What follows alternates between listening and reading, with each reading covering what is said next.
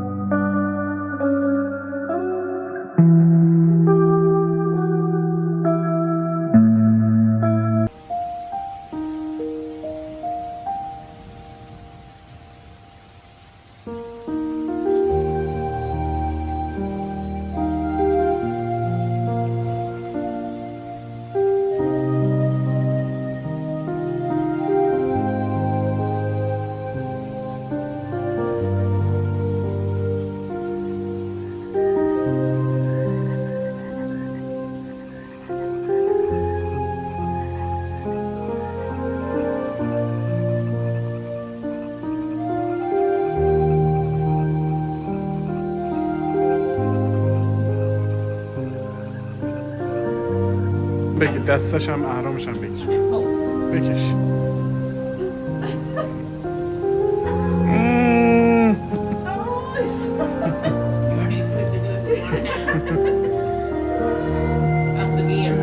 Oh, that's the gears, huh? And it's half the weight of what it should be. It changed the speed or yeah? Like at the car when you go first, second, third. Oh, I see. Okay. First, second, Oh. fourth, fifth, and then reverse. First, Oh. second, third, fourth. 1, 2.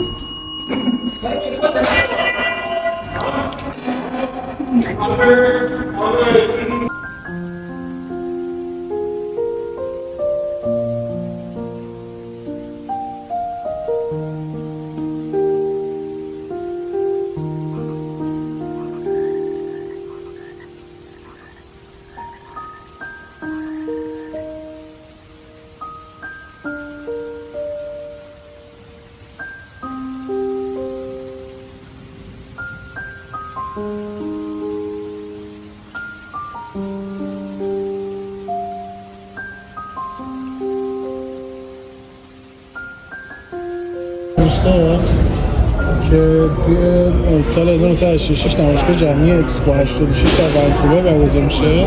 موضوع نمایشگاه حمل و نقل و ترانسپورتیشن بوده و مورخین و روستایان صدر راهان تصمیم به ایجاد محلی برای نگهداری لوکوموتیو 374 میگیرن به منظور تامین مالی اقدام نامگذاری آجرهای کف نمایشگاه به نام افراد متقاضی از قرار هر آجر 19.86 سنت می‌نمایند. 20 دونیت کردن.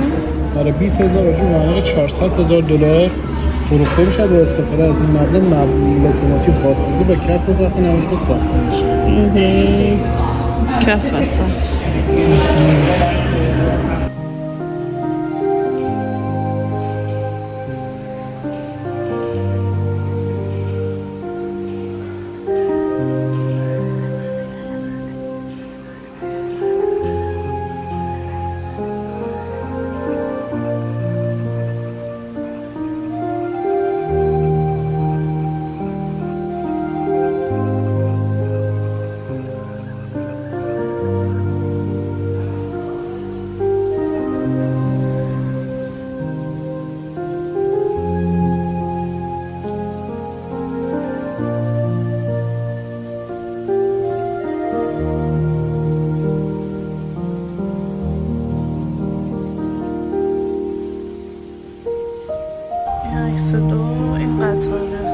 1974 قدیم میشه.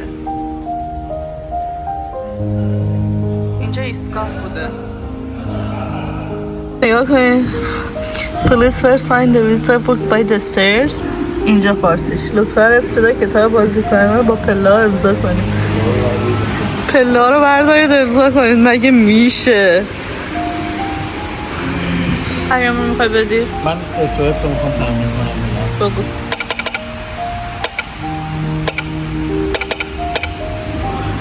شد؟ کی میدونه؟